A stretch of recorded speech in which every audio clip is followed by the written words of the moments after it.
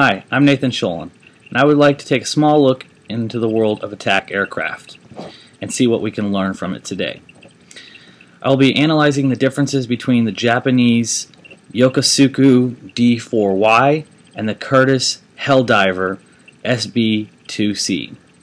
The Yokosuka was an attack aircraft used by the Japanese in World War II. More specifically, it was a dive bomber, a carrier-based dive bomber. It was a single engine and had a crew of 2, and it had a ceiling of 35,000 feet.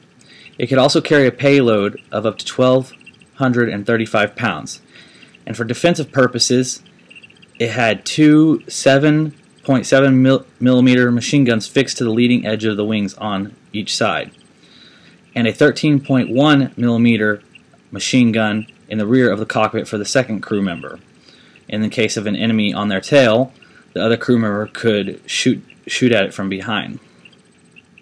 There were several variants of this aircraft, and its code name by the Allies and the Americans forces for this aircraft was called Judy. This aircraft is also very well known because towards the end of the war, the Japanese started using this variant specifically for kamikaze type aircraft to hit American warships loaded with bombs and other explosives.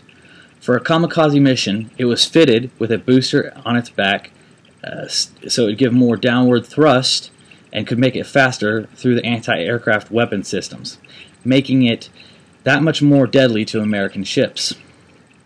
By the war's end, they had produced 2,033 of this deadly Japanese aircraft, the Yokosuka D4Y. In comparison, we have the American Curtiss SB-2C Helldiver. The Helldiver was also a dive bomber and attack aircraft and also used on board the carriers.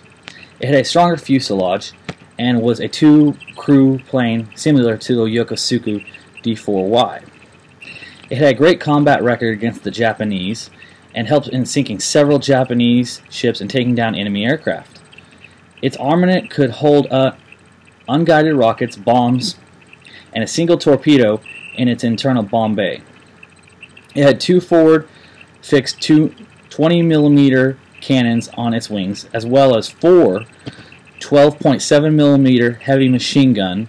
For the second crew member in the back, it had in the cockpit a rotating machine gun bubble that boasted 2 7.62 millimeter M1919 Browning air-cooled machine guns used in defense.